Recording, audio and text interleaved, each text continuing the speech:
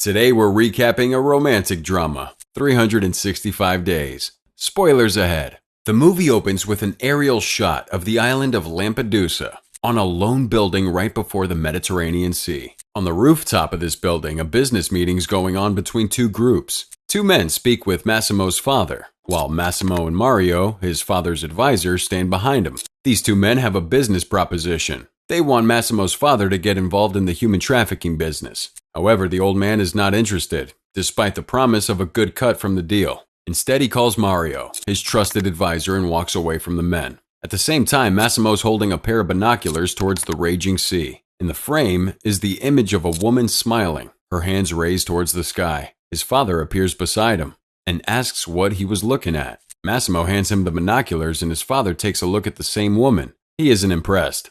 He warns his son to be careful of beautiful women, terming them heaven for the eyes and hell for the soul. He then turns to face him and reminds him that fun and pleasure will come in due time, adding that now is not the time for such frivolities. But suddenly, blood spatters against Massimo's face. His father has been shot by the dealers. In an instant, both father and son crumble to the ground. Massimo's father dies at the scene while Massimo is given CPR. 5 years have passed, and Massimo's in San Francisco on family business. In a meeting with top executives, Massimo is told that the company was only able to recover 12% of his family's assets. Almost immediately, the scene cuts to Warsaw, Poland, where a hotel employees meeting's held. We're briefly introduced to Laura Beale, who's being berated by another employee. Back at San Francisco, Massimo asks that he's given a refund with 10% interest. When the top investor terms it impossible, a number of guards walk in to denote fear. Massimo establishes dominance by threatening the members of the board. He boasts that he'll buy the company when he's done and fire every member of the executive. After the meeting in Warsaw and San Francisco, Laura Beale and Massimo get into different cars in their respective cities. Beale pulls out her phone and takes a sexy video of her cleavage in the taxi. Massimo, on the other hand, gets a raunchy video from Anna, a video which he stops watching halfway. Beale arrives home to her boyfriend, Martin, working on his laptop. She kisses him, but he stops her with the excuse that he has to finish working. He also reminds her that they have a flight to catch in the morning and urges her to get some rest. Beale is obviously disappointed and she walks away from him. Cinema recap here. We've got a little challenge that'll take 5 seconds, and it will change your life forever. You ready? All you gotta do is like, subscribe, and hit that notification bell, and you'll receive 10 free years of good luck.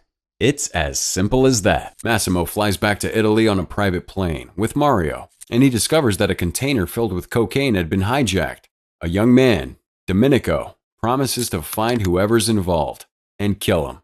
However, Massimo is silent at the news. Instead, he bottles his fury and goes back to his cabin. In here, he forcibly grabs the air hostess and pushes her to perform oral sex on him. Coincidentally, Beale pleasures herself with a vibrator in her bedroom in Warsaw at the same time. The next morning, Laura Beale arrives in Italy with her boyfriend, Martin, and best friend Olga.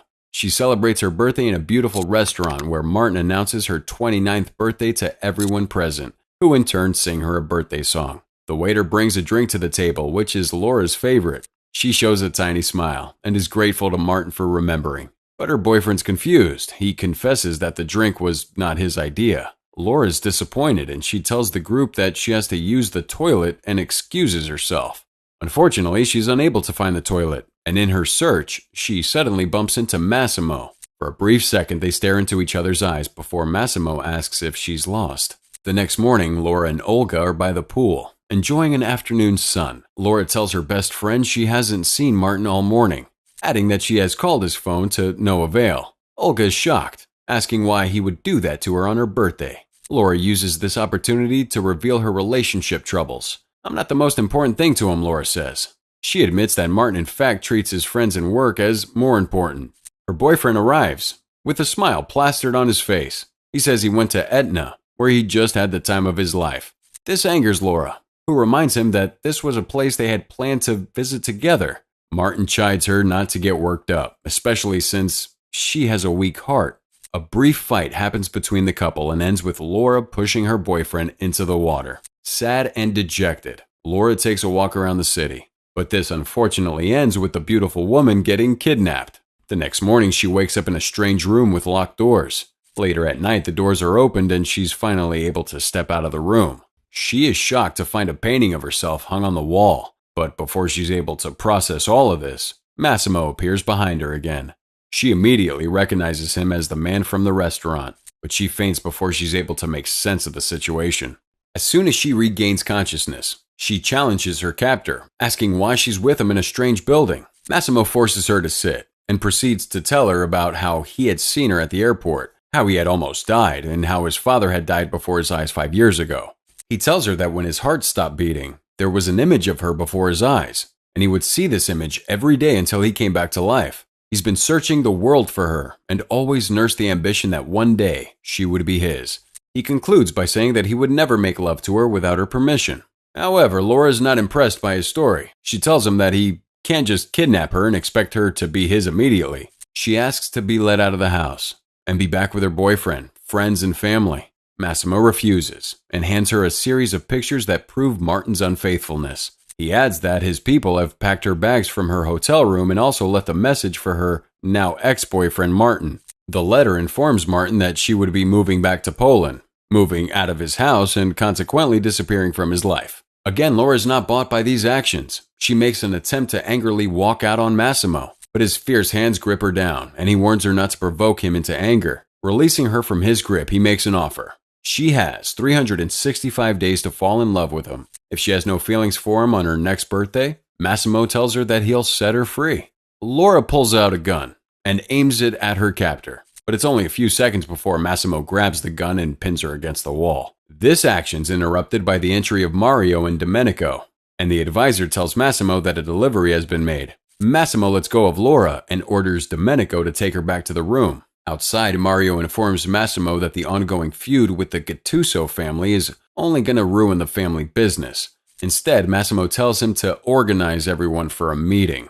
A few seconds later, Massimo's in an underground prison, speaking with a man tied to a rock. The man's Alfredo, and he's being punished for selling children to a brothel. Just before the scene ends, Massimo makes a promise to his prisoner. He assures Alfredo that his existence would be wiped off the face of the earth as punishment for his crime. While Massimo attends to urgent family business, Laura tries to escape the villa. However, her goal is defeated when she witnessed Massimo and his men shoot Alfredo to death. Shocked at the sight of this event, she collapses in fear. The next morning, Massimo explains to her that Alfredo had it coming. He had sold children, stole, and cheated his family. But again, Laura pays no attention to his words. Instead, she asks for her cell phone and laptop, a request which is promptly denied by Massimo. He tells her that these will come in due time, but right now she has to prepare for a trip. In a drastic turn of events, Laura slaps him across the face, but this time Massimo doesn't react. Laura slowly settles in. She enjoys a delicious breakfast with Domenico and catches a nap before Massimo appears again. This time he drags her onto a trip to Etna, where she buys the most expensive clothes and shoes. After a brief fight in one of the stores in Etna, Laura tries to escape again, but just like before, she fails. Massimo corners her before she gets far and tells her to use better shoes next time if she wants to run. Seeing that she could talk to him now, Laura asks him if he really meant what he said about not touching her without her permission. Massimo nods in the affirmative, which causes Laura to ask for her laptop and cell phone again. Later that night, Laura and Massimo sit for a romantic dinner. For the first time since they met, Laura controls the conversation, even going as far as telling Massimo that her grandma makes better dinner than his chef. She asks him about his business, but Massimo reveals little. He mentions that he has a number of clubs, hotels, and restaurants that he manages. He has inherited all these from his father, he says, but it's not the life he wanted for himself. During this conversation, Massimo receives a text message from Anna, the same woman who sent them raunchy videos at the start of the movie. He promptly ignores the text and chooses to focus on the conversation with Laura. After dinner, Laura gets her phone and laptop. She calls her mother to tell her she's doing very fine. She's got a new job in Sicily, Italy, and it would require her to be gone for a year. The next morning, Laura wakes up to discover Massimo by her side. She rushes to the bathroom to take her bath, only for Massimo to join her a few seconds later. In the bathroom, she teases him with her naked body, a move which makes him angry. Laura's forced to board Massimo's private jet on a trip to Rome. In Rome, Laura goes to his hotel room and teases him once again. Just like the last time, she walks away the minute he's about to make love to her. But this time, he chains her to his bed. But despite this, Massimo refuses to make love to her. He alternatively tells her to get dressed, as they have to be in one of his clubs. Laura wears a seductive dress to the club, an action that gets Massimo angry, and she further infuriates him by dancing with a man from a rival mafia family. This man later tries to forcefully have his way with her, but his attempt is crushed by Massimo's appearance, who points two guns at the rival family and orders them to get out of his club. The next morning, Laura wakes up on a yacht to discover Mario and Massimo arguing. Mario's visibly angry with Massimo for shooting the hand of the man who Laura had flirted with. He tells them that he started a war between two very powerful families, and the only way to ease the tension was to get rid of Laura and go back to Anna. Laura appears and apologizes for her action, but Massimo wouldn't hear it. He lashes at her for dressing like a whore to his club, and blames her for his actions. An argument ensues between the two, which ultimately leads to Laura falling into the water. Scared and panicking, Massimo jumps into the water and saves her.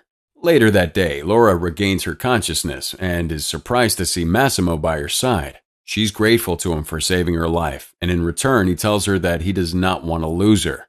Laura seduces him again, and they finally make love for the first time.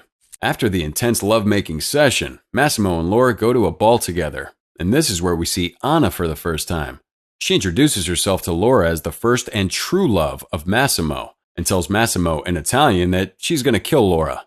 After Anna leaves, Laura wants to know what she said in Italian, and as soon as he tells her, Laura asks to leave and walks away from him. Back at the hotel, Massimo and Laura make love again. However, as soon as they finish, Massimo tells Laura he's sending her back to Warsaw to visit her loved ones. He also promises to join her as soon as he's able to. Just as he's about to walk out, he tells her for the first time that he loves her. On the car trip to the airport, Domenico reassures Laura that Anna isn't a problem. However, a phone call causes Domenico to stop the car and rush away. But before he leaves, he tells a confused Laura to wait in Warsaw.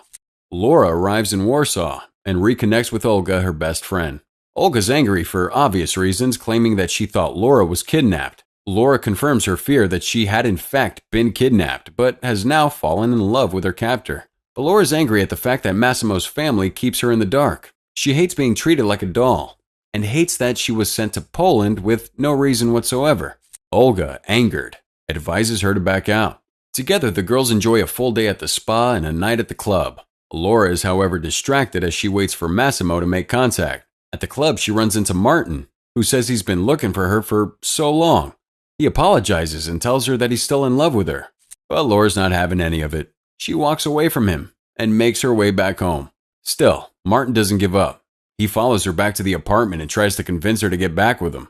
Despite Laura's refusal, Martin refuses to leave. But when Massimo's thick baritone interferes, her ex-boyfriend decides to leave. Laura is angry at Massimo for disappearing for so long. But this anger quickly turns to passion the moment he hugs her. Again, they make love. Laura opens his shirt and she discovers that he's been wounded. But Massimo assures that the problem has been solved. She then tells him that she doesn't need 365 days because she has fallen in love with him. The next morning, Massimo proposes to Laura, and she agrees to marry him. He then proceeds to meet her parents, but as he's about to, Laura tells him not to tell them exactly what he does.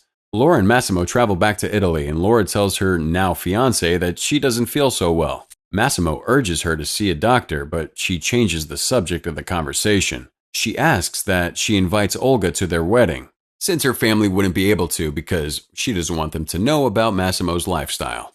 Olga arrives and learns that Laura's pregnant, but rather than celebrate the news, she's angry that Laura would get pregnant after being with Massimo for just 2 months. After she calms down, Olga urges Laura to tell Massimo about the pregnancy. Laura obliges and calls her fiancé, asking if they can talk over dinner. At the same time, Mario receives a call informing him that the life of Laura is in danger. Meanwhile, Laura's car goes into a tunnel, and the phone call with Massimo goes dead. Mario rushes to Massimo to share this new information with him. As soon as Mario appears, Massimo breaks down in tears when he realizes the implications of this message. At the entrance of the tunnel, Laura's car does not emerge. Instead, a police car blocks the entrance. This is a review for 365 Days, which was produced by Maciej Kowalski, Iwa Lewandowska, and Tomasz Mendez. The movie starred actors like Anna Maria Sikluka, Michelle Marone, Bronislaw Warklowski, Otar Saraldiz, and many others.